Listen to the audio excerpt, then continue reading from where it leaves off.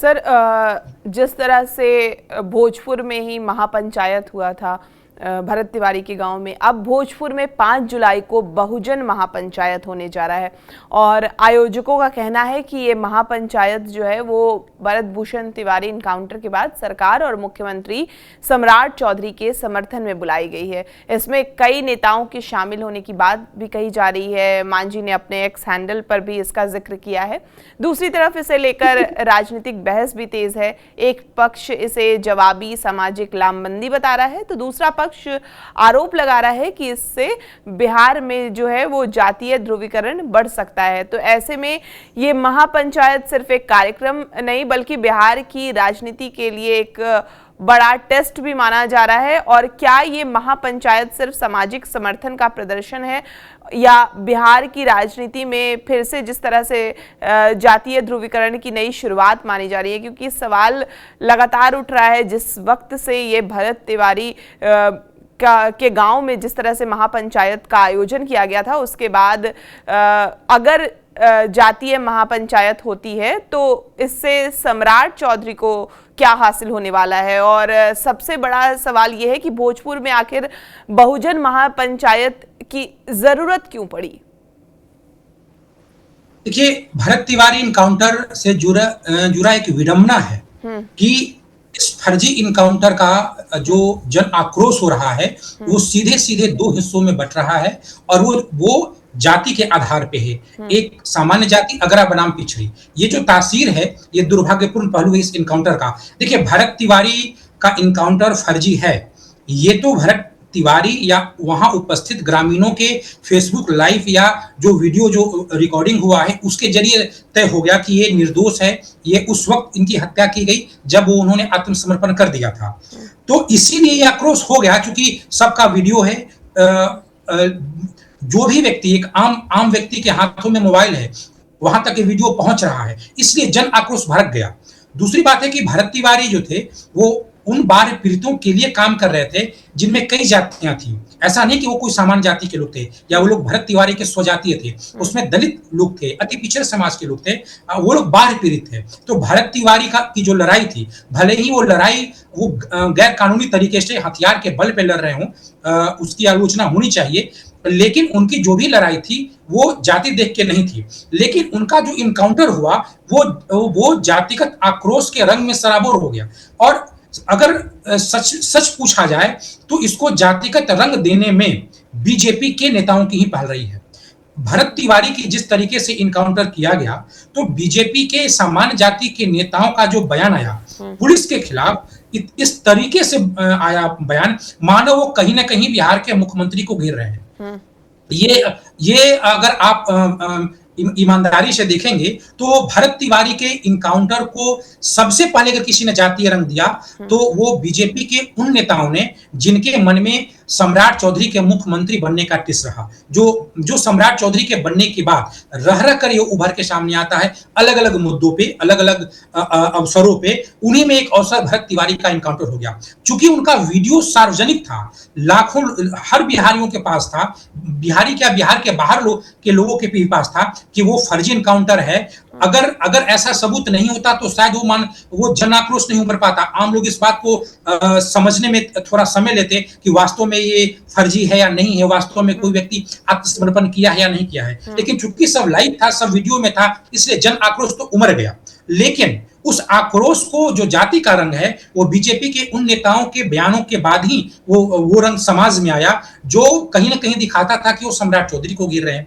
इससे पहले भी जो इनकाउंटर हुआ उसमें सम्राट चौधरी की भी जुबान फिसली थी। वो हरा गमछा और जो उनका जो इनकाउंटर होता था या जो वो अपराधियों के बारे में बोलते थे कि 24 घंटे के अंदर इलाज कर देंगे, तो उस इलाज में उनका जो हरा गमछा का जो फैक्टर था वो तो कम से कम विरोधी पार्टी आरजेडी सहित जो विरोधी पार्टी के लोग थे उनके लिए फैक्टर था। बीजेपी के नेताओं ने आरोप लगाया, एक के बाद एक सभी सामान्य जाति के नेता पुलिस के खिलाफ इस तरीके से आग बबूला हो गए, जैसे अश्विनी चौबे हो, विजय कुमार सिन्हा हो, ऋतुराज सिन्हा हो, रामानंद तिवारी हो, और ये सब पीड़ित के घर उस तरीके से गए कि सच पूछा जाए तो जितनी आलोचना बीजेपी के नेताओं ने की है भरत तिवारी एनकाउंटर की, उतनी तो तेजस्वी यादव ने भी नहीं की है। तो ये कहीं ना कहीं से एक जाति का रंग चढ़ा है और ये बिहार अब कमोबेश 90 के दशक की ओर लौट रहा है। 2005 के बाद जब नीतीश कुमार की सरकार बनी थी, उस सरकार में बीजेपी भी साझेदार थी, एनडीए की वो सरकार थी, लेकिन बिहार वो अगड़ी और पिछड़ी की जो राजनीति है उससे बाहर निकल चुकी थी। अचानक 2025 के बाद बिहार उसी तरफ मुड़ रही है। 2025 के बाद जैसे ही नीतीश कुमार को राज्यसभा भेजा जाना होता है, वैसे एक आरोप जदयू के अंदर का जो गुट होता है उनके द्वारा लगाया जाता है कि बीजेपी ही नीतीश कुमार को मुख्यमंत्री पद से हटा रही है, ऑपरेशन लोटस हो रहा है। तो जदयू के ऑफिस में भी अगरे बनाम पिछड़े की जम के राजनीति हुई। उसके बाद अब सम्राट चौधरी के बनने के बाद बीजेपी के कुछ नेताओं के द्वारा हुआ है। ये दुर्भाग्यजनक पहलू है। देखिए, बीजेपी की पहचान सुशासन और विकास के लिए था।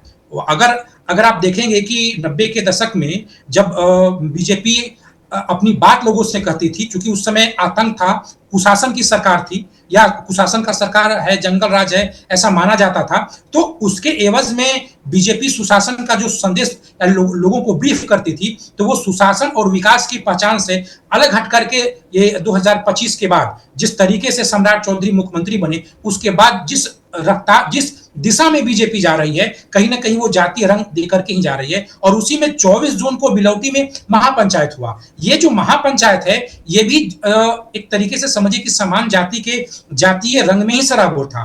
देखिए, जन आक्रोश में रैली होना स्वाभाविक है, भीड़ इकट्ठा होना भी स्वाभाविक है, लेकिन इसका नाम जिस तरीके से महापंचायत किया गया, क्योंकि देश के कई राज्यों में जो रैलियां होती हैं, जो सभाएं होती हैं, अगर उनका आप महापंचायत नाम देते हैं तो उसमें जातिगत रंग आ ही जाता है। तो यहाँ भी जातिगत रंग के लिए जो बिलौटी गांव में हुआ था, हालांकि उसमें 24 जून को कई नेता गए थे, प्रशांत किशोर सहित कई नेता गए थे, लेकिन संजोग बस या राजनीति की विडंबना समझिए कि वहां समान जाति के नेता ज्यादा पहुंच गए।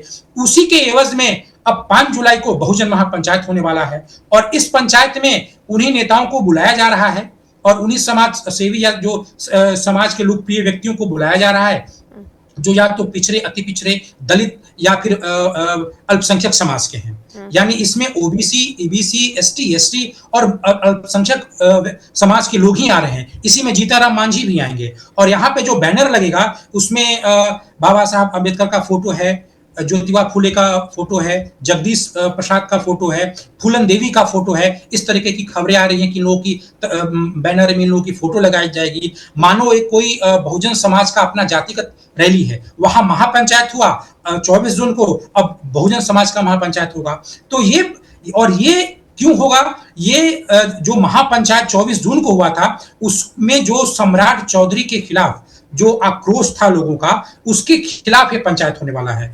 देखिए, सम्राट चौधरी के खिलाफ पुलिस की कार्रवाई हुई, उसके बाद सम्राट चौधरी के खिलाफ एक आक्रोश निकला, तो विरोधी पार्टी का जो आक्रोश था, जिसमें प्रशांत किशोर हो या कोई अन्य जो विपक्षी पार्टी है, हालांकि तेजस्वी यादव तो मुखर होकर उतना बोल भी नहीं रहे हैं, लेकिन प्रशांत किशोर आदि जो भी बोल रहे हैं, चलिए वो कानून व्यवस्था की बात हो सकती है या पुलिस या नौकरशाहों की मनमानी की बात हो सकती है, लेकिन बीजेपी के नेता जिस तरीके से बोले, जातिगत रंग चढ़ गया। अब उसके एवज में सम्राट चौधरी के पक्ष में लंबे समय से जीताराम मांझी मोर्चा संभाले हुए हैं और भरत तिवारी को अपराधी बता रहे हैं, इनकाउंटर को जायज भी बता रहे हैं, अब उसमें वो शामिल होंगे। तो कहीं ना कहीं सम्राट चौधरी बीजेपी के मुख्यमंत्री हैं और इस वक्त बिहार जाति के रंगों में उसी तरीके से बिल्कुल ही बढ़ चुका है, सराबोर हो चुका है।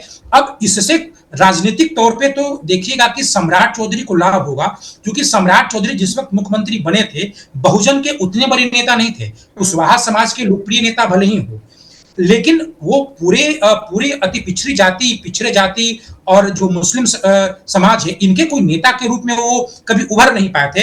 ये जो भरत तिवारी का जो इनकाउंटर है, जो अब जो उसके बाद जो स्थितियां बनी हैं, जो महापंचायत हुआ, 5 जुलाई को बहुजन पंचायत होने वाला है, इसमें उनकी स्थिति मजबूत हो जाएगी और इसमें कई विपक्षी पार्टी के भी लोग होंगे, इसमें कई सत्ता पक्ष के भी लोग होंगे, बहुत सारे ऐसे लोग हैं जो कि बहुजन समाज पार्टी के नेता हैं बिहार में, इसके अतिरिक्त आरजेडी के लोग हैं, वो सब इस वक्त सम्राट चौधरी के पक्ष में बोल रहे हैं।